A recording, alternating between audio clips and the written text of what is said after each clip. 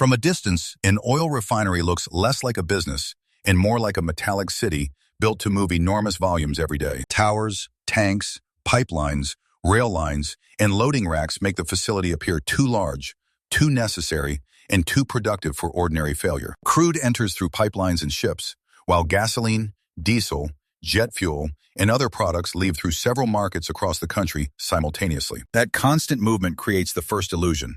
When millions of gallons move daily, profit must be moving just as quickly behind them. Revenue counters can rise at astonishing speed, but revenue is only the first claim created by every barrel passing through the system. Before one barrel becomes saleable fuel, the refinery must buy feedstock, power equipment, pay workers, maintain units, satisfy regulators, and fund liquidity. The visible refinery belongs to the owner, but its cash flow is crowded with suppliers, employees, contractors, lenders, insurers, tax authorities, and regulators. Each stakeholder reaches the payment line before equity, leaving the owner with whatever remains after the entire operating system has been properly funded. That residual can be substantial during strong conditions, yet it can shrink even while trucks keep leaving and headline production remains impressively high. High utilization measures physical activity, not the economic quality of each barrel or the amount of cash ultimately available for equity distribution. A favorable market spread can help, but maintenance, energy, logistics, working capital, debt, and taxes still stand between margin and owner cash. The physical machine may continue operating while the economic machine weakens,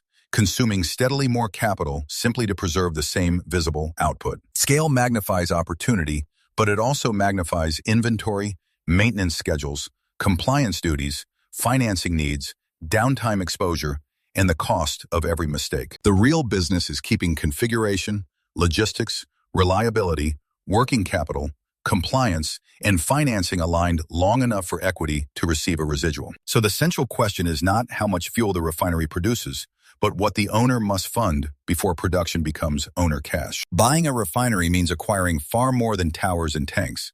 It means taking control of an entire operating ecosystem and its accumulated obligations. The process units are only the visible core, separating crude, upgrading heavy fractions, treating products, and blending streams to meet commercial specifications. But those units cannot function without utilities, storage, laboratories, control rooms, fire protection, wastewater treatment, loading systems, and reliable access infrastructure nearby. The complete ownership unit includes land, equipment, permits, operating procedures, maintenance records, inventory, contracts, and the workforce required to keep everything coordinated. Crude tanks, intermediate tanks, and finished product tanks hold valuable material, but every barrel inside them must be funded before customers eventually pay. InVin is therefore both an asset and a financing demand, tying cash to the refinery long before that cash can return to equity. The workforce is part of the economic system. Operators, engineers, technicians, laboratory staff, contractors, planners, and managers turn equipment into reliable production. Without the right people, procedures, and maintenance discipline, an enormous refinery becomes an unusually expensive collection of metal waiting for something to fail.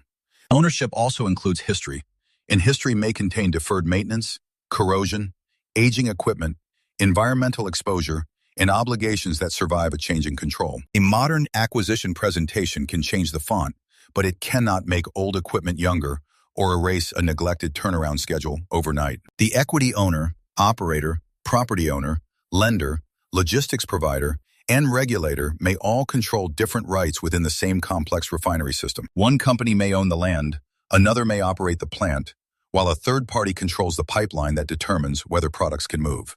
These separations matter because strong processing equipment can still be trapped by rent, debt, contracts, or dependence on a single logistics route. Ownership is therefore a map of rights, responsibilities, and prior claims, not a simple certificate saying one company owns everything that matters. Buyer acquires productive capacity, but also maintenance schedules, compliance duties, working capital needs, contractual limits, and closure obligations attached to that capacity. Crude oil begins the journey through pipelines, ships, rail cars, or trucks, depending on geography, infrastructure, contracts, and the refinery's available sourcing options. Different crude grades vary in density, sulfur, acidity, and processing difficulty, so the cheapest barrel is not automatically the most profitable barrel. Before processing begins, operators separate or blend crude grades in storage to create a feedstock mix the refinery can actually handle efficiently. The blended crude is heated and sent into atmospheric distillation, where fractions separate according to boiling range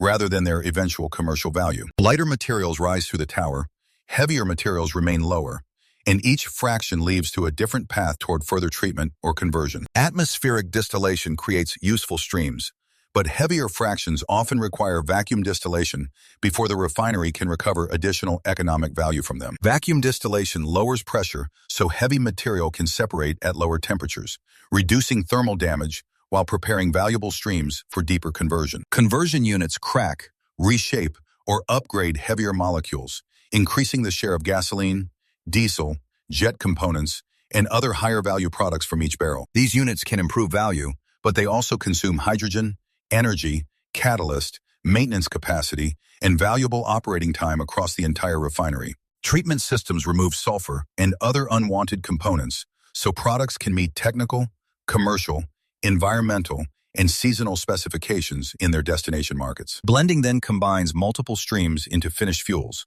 balancing octane, sulfur, volatility, density, production cost, and the exact requirements of each product. The refinery may produce more liquid gallons than the crude volume it receives because lower density products occupy more physical space after processing. That processing gain is a physical volume effect, not free profit, because every additional gallon still requires energy, equipment, labor, and capital. Product flows finally move into separate distinct tanks for gasoline, diesel, jet fuel, LPG, asphalt, sulfur, petroleum coke, and several intermediate feedstocks. The real productive capacity is not the nameplate number, but the saleable product volume the refinery can reliably make and deliver without bottlenecks. A refinery acquisition can look cheap beside the facility's physical scale, but the purchase price is only the first layer of required capital. The buyer must fund the asset itself, then add inventory, maintenance, compliance, financing costs,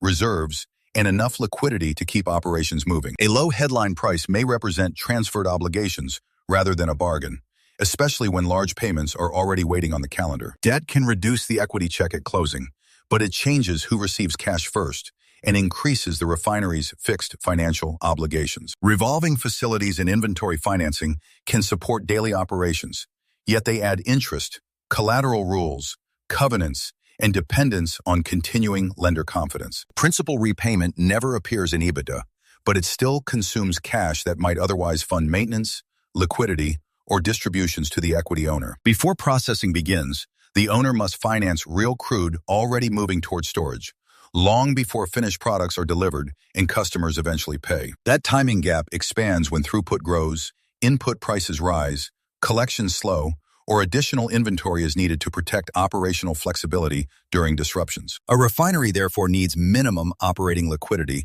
not merely enough cash to survive an average day under cooperative market conditions and normal payment timing.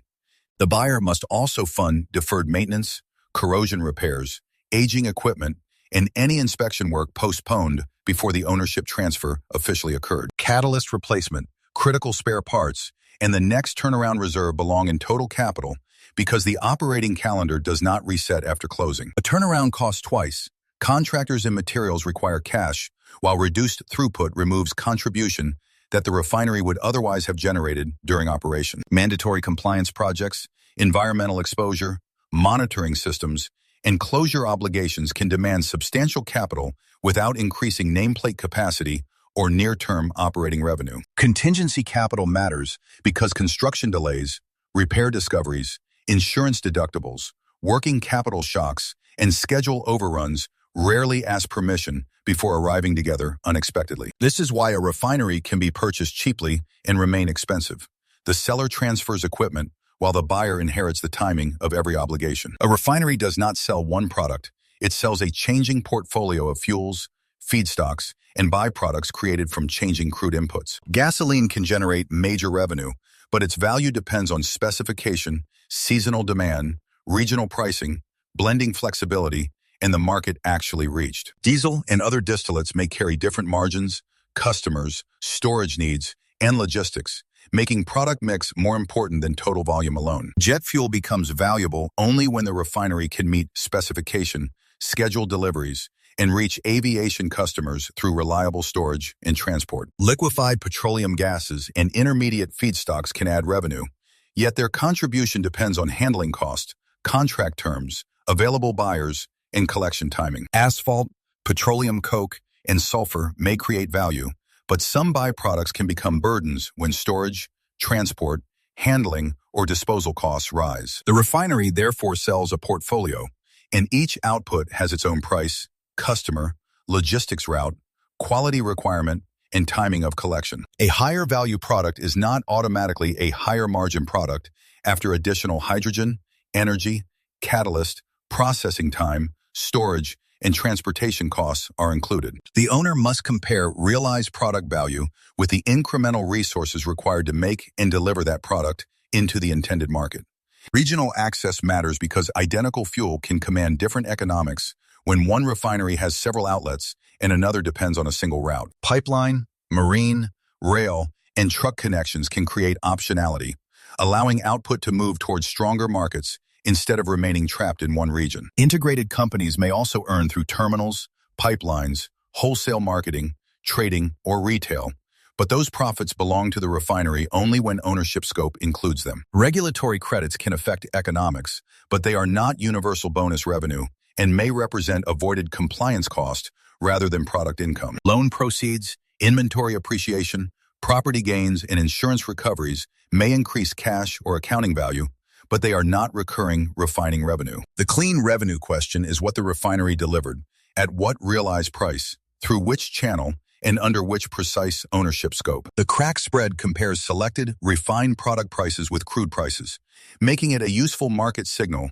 but an incomplete measure of refinery economics. A wider spread can improve conditions, yet it does not reveal what a specific refinery actually earns after its own physical and financial constraints. The first mismatch comes from crude selection, because benchmark assumptions may use one grade while the refinery processes another with different economics. Heavy, light, sweet, and sour crude carry different prices, yields, energy needs, treatment demands, and effects on equipment throughout the facility it processes. A discounted crude barrel creates value only when the refinery can process it efficiently without surrendering the discount through higher operating costs. Delivered feedstock cost also includes transportation, storage, tariffs, timing, and scheduling. So the quoted crude price alone rarely tells the whole story. The second mismatch comes from product yield, because a benchmark basket alone cannot capture every stream produced by a real refinery configuration. Some streams become premium fuels, others require treatment, and some leave as lower value intermediates when conversion capacity or market access is constrained. A refinery with every major unit safely available can create a more valuable product slate than one operating around a partial outage. Energy creates another gap because furnaces, pumps, compressors, hydrogen, steam, cooling, and electricity continue consuming cash beyond the benchmark spread each day. Logistics can widen or erase realized margin when storage fills, pipelines constrain, ships wait, or products must move through more expensive routes. Timing matters because crude may be purchased under one price environment while products are sold later under another, reshaping reported results over time. The crack spread therefore describes the market environment, not maintenance, outages, energy intensity, logistics, debt, taxes, or the owner's final residual cash. The dangerous mistake is capitalizing a temporary strong spread as permanent earning power, then supporting too much purchase price, debt, or distribution. The better question is what portion of the market spread this specific refinery can repeatedly convert into cash after every necessary obligation. The refinery's largest cost is usually feedstock, so enormous revenue can coexist with modest profit when crude absorbs most of every sales dollar. Delivered crude cost includes the barrel itself, plus transportation, storage, tariffs, blending, scheduling, and losses before processing even begins inside the refinery. A refinery can buy discounted crude and still destroy value if extra treatment, energy, hydrogen, or equipment wear consumes the apparent advantage. Furnaces, pumps, compressors, cooling systems, hydrogen units,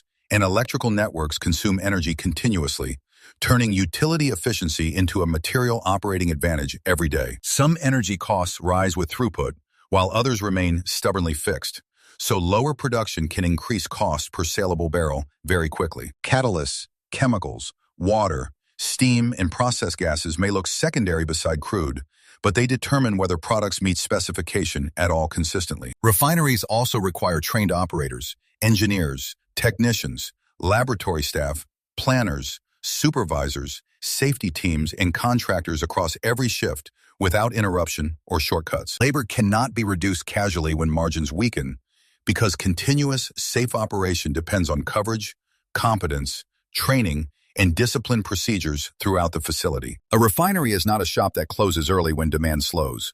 Its equipment, staffing, and safety obligations continue around the clock. Maintenance costs arrive through inspections, routine repairs, corrosion control, spare parts, rotating equipment, storage tanks, and the constant prevention of expensive downtime. Insurance adds another claim through property coverage, business interruption, liability, environmental exposure, deductibles, and premiums that can rise after major industry losses. Compliance costs persist through monitoring, testing, wastewater treatment, process safety, product standards, reporting, inspections, and records that must remain current every day. Logistics expenses continue on both sides of the refinery, bringing crude inward and moving products outward through pipelines, ships, rail, storage, and trucks. Fixed costs create operating leverage.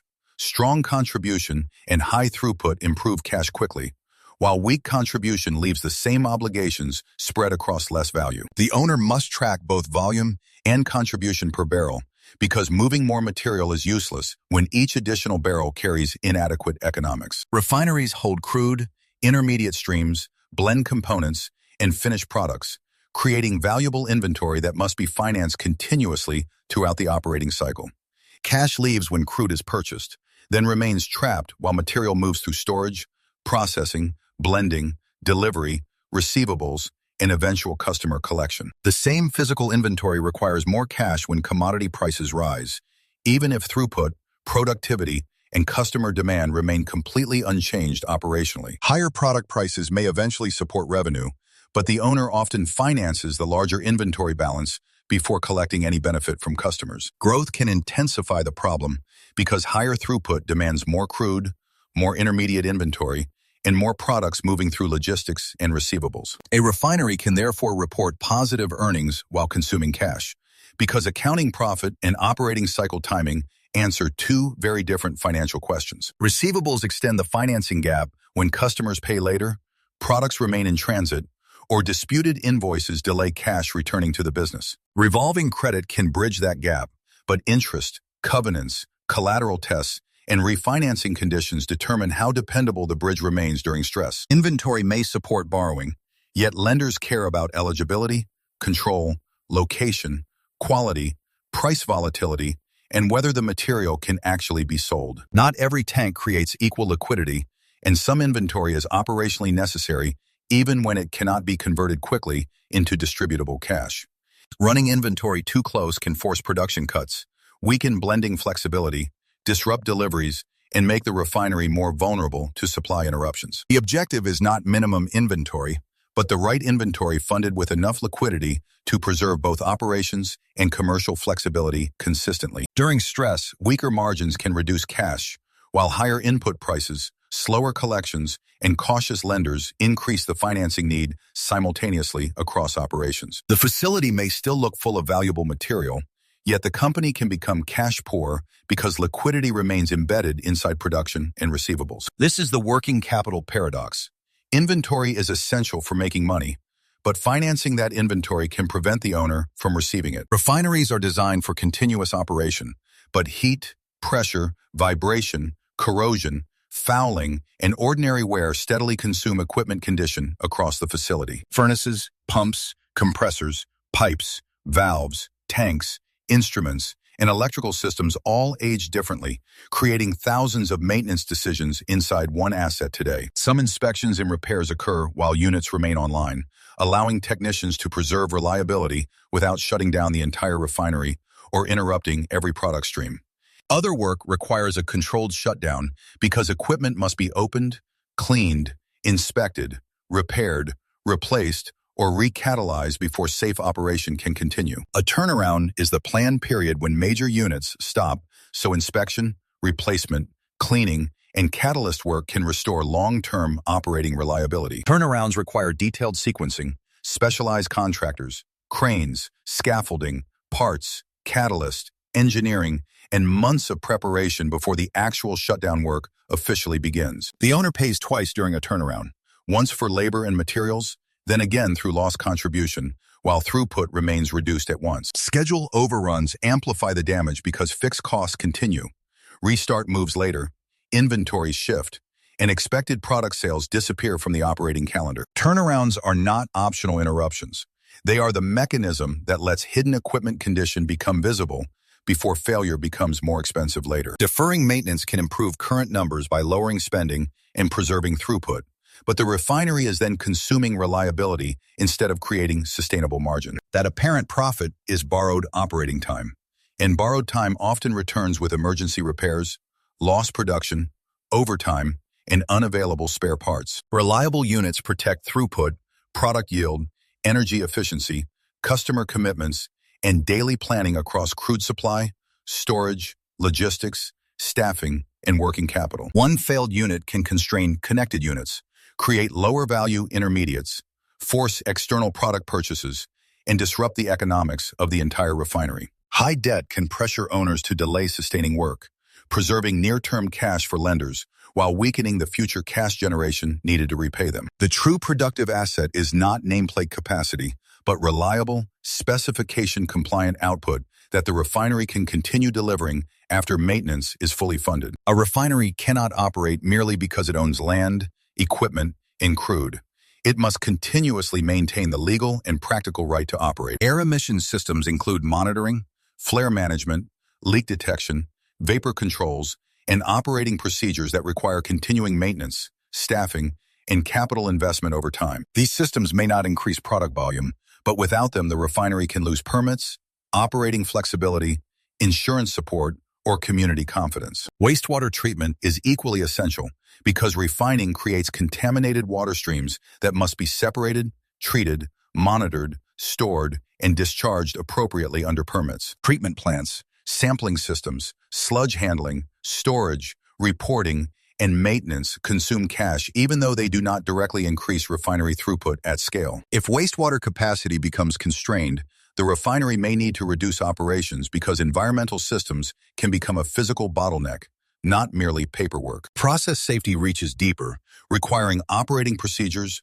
training, mechanical integrity, management of change, incident review, emergency planning, contractor controls, and regular audits. These protections are part of operations because unstable processes can cause shutdowns, enforcement, insurance problems, workforce concerns, and severe business interruption later. Mechanical integrity converts inspection, testing, repair, and replacement into reliability, preventing small equipment weaknesses from becoming expensive outages across connected refinery units. Finished fuels must meet technical and legal specifications that can vary by product, season, market, and jurisdiction before customers can accept them. A product that misses specification may require reblending, downgrading, storage, or additional treatment, reducing value even when the refinery processed the barrel successfully. Renewable fuel obligations and related credits can affect economics, but their treatment depends on current rules, facility circumstances, product mix, and verified eligibility. Compliance capital competes with maintenance, debt, working capital, and distributions.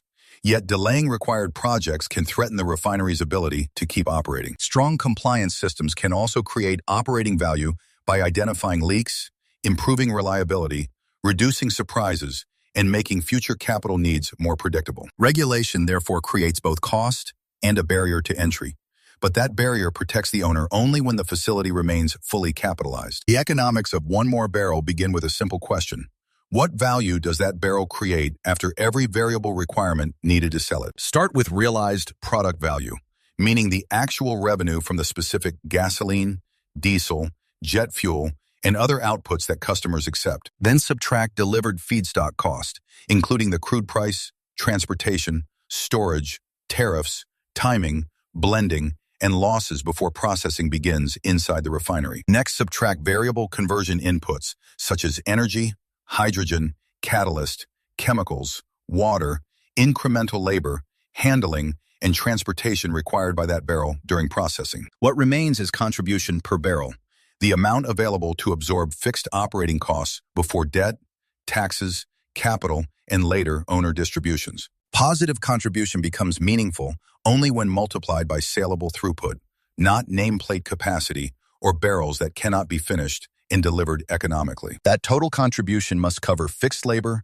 maintenance, insurance, compliance, utilities, logistics infrastructure, administration, and other obligations that continue regardless of volume. After fixed operations, cash must still fund interest, principal, taxes, sustaining capital, turnaround reserves, working capital growth, and required equity before equity receives anything. There is no universal break-even spread because every refinery has a different configuration: crude slate, product yield, energy intensity, logistics, debt, and maintenance burden. Even the same refinery has a moving break-even point as market prices, unit availability, inventory needs, financing costs, and upcoming maintenance schedules change. A bottleneck can make apparent capacity economically useless when treatment, blending, storage, pipeline, or customer access prevents additional barrels from becoming saleable products. Under those constraints, one more processed barrel may create less value than its feedstock and variable costs,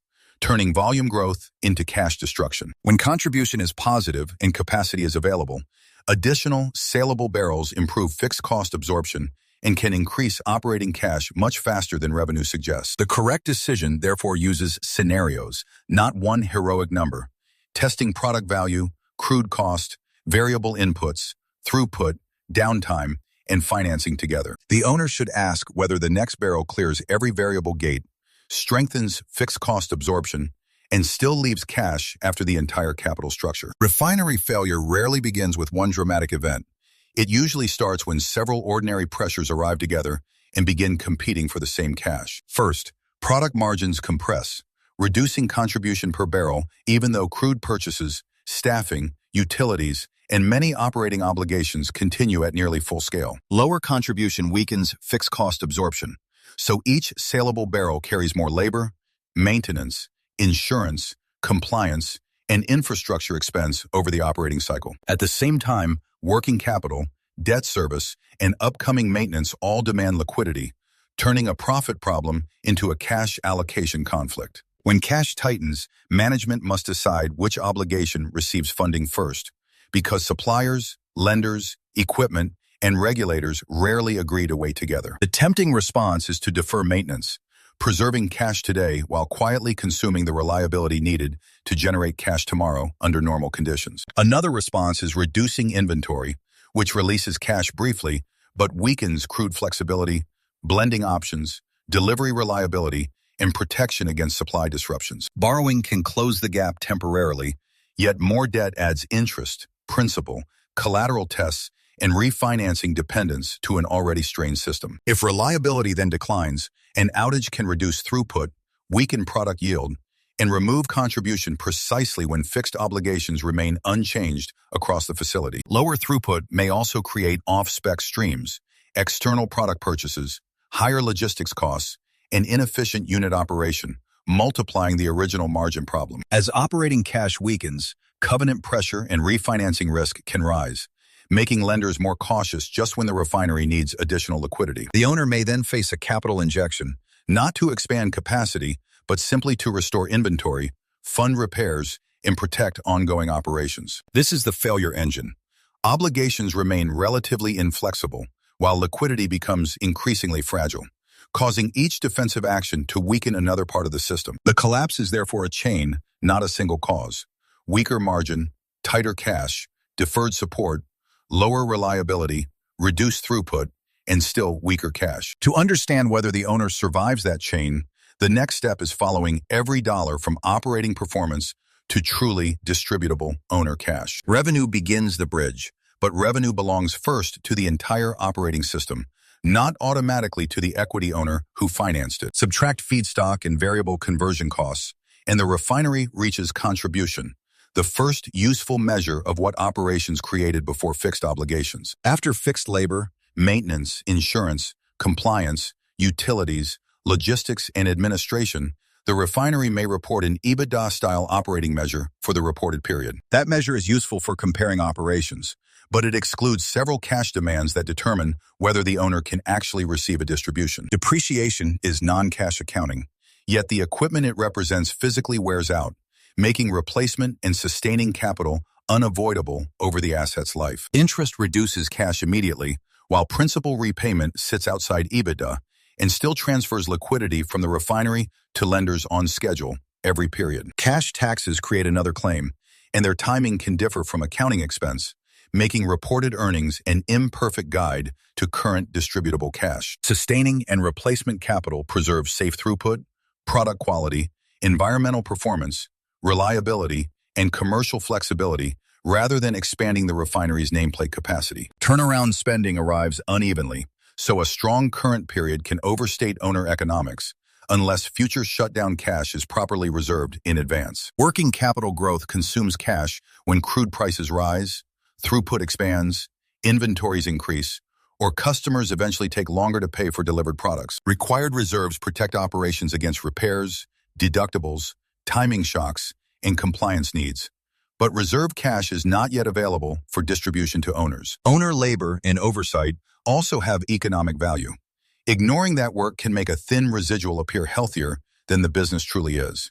Only after debt service, taxes, sustaining capital, turnaround cash, working capital, reserves, and owner labor does the remaining balance become distributable owner cash. A refinery can therefore report positive EBITDA while producing negative owner cash, especially when maintenance, debt, and working capital peak in the same period. The quality of ownership economics depends less on headline EBITDA than on how consistently the refinery converts operating performance into resilient residual cash. Refinery ownership works when the physical configuration, crude access, product markets, operating reliability, and capital structure reinforce one another instead of competing for cash. Configuration matters because conversion depth, treatment capacity, hydrogen supply, utilities, and blending flexibility determine which crude discounts can become saleable product value. A well-matched crude slate reduces unnecessary processing burden while preserving the yield pattern, product quality, and equipment conditions the refinery was designed to handle. Logistics optionality allows crude to enter through several routes and products to leave towards several markets, reducing dependence on one constrained commercial pathway. That optionality does not create margin by itself, but it helps the owner protect realized value when regional prices, inventories, or transportation conditions change. Reliable units preserve throughput and product yield, making maintenance spending an economic input that protects contribution rather than a discretionary cost center. Energy efficiency can create durable advantage because every avoided unit of fuel, steam, hydrogen, cooling, or electricity improves economics across enormous throughput. Operational discipline also protects value through stable specifications, fewer reprocessing cycles, predictable planning, and lower exposure to emergency purchases or expensive logistics. Commercial discipline means buying crude for the actual configuration, selling products into accessible markets, and avoiding volume that looks impressive but destroys contribution. A conservative capital structure gives the refinery room to fund inventory, turnarounds, repairs, and compliance without forcing every weak period into a liquidity crisis. Distribution discipline matters as well, because cash removed during strong margins may be needed later for maintenance, working capital, debt reduction, or resilience. The strongest owners therefore reserve cash before celebrating it, treating peak conditions as temporary support rather than permanent evidence of effortless earning power. Hidden margin often comes from preserving yield, uptime, energy efficiency, blending flexibility, and market access rather than chasing a single dramatic price spread. When those systems align, scale becomes useful. Additional saleable barrels absorb fixed costs, strengthen liquidity, and can create meaningful residual cash for equity. Refinery ownership can work, but only when operational capability, logistics, financing, maintenance, and commercial discipline remain aligned through both strong and weak markets. Scale does not fix weak refinery economics. It multiplies whatever already exists, including efficiency, bottlenecks, capital needs, operating mistakes, and commercial advantages. When contribution per barrel is healthy, reliable throughput spreads fixed costs across more saleable output and can accelerate operating cash generation dramatically. But when contribution turns negative, every additional processed barrel can deepen the loss while consuming more feedstock, energy, logistics capacity, and working capital. Large inventory positions magnify both opportunity and liquidity risk because the same price movement affects more barrels and requires more financing across the cycle. Large fixed assets also magnify maintenance exposure, since more equipment, more interconnections, and greater complexity create more places where reliability can weaken. Scale strengthens logistics when the refinery has multiple routes, storage options, and market outlets.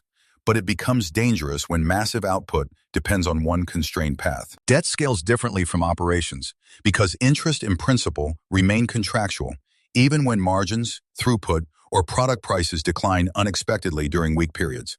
A strong balance sheet lets scale absorb shocks, while an aggressive capital structure turns ordinary volatility into refinancing pressure, covenant stress, or forced equity support. Scale can improve purchasing, staffing, technology, and commercial leverage, but those benefits matter only when management converts them into lower cost or higher realized value. Poor management scales too, multiplying bad crude choices, delayed maintenance, weak controls, inventory mistakes, and optimistic assumptions across a much larger cash system. The owner therefore controls a machine that can create extraordinary cash in aligned conditions and consume extraordinary cash when alignment breaks across the system. This asymmetry explains why peak earnings should not be treated as permanent and why weak period liquidity matters more than the size of one exceptional year. The final test is whether the refinery can fund operations, debt, maintenance, working capital, compliance, and reserves through a realistic downside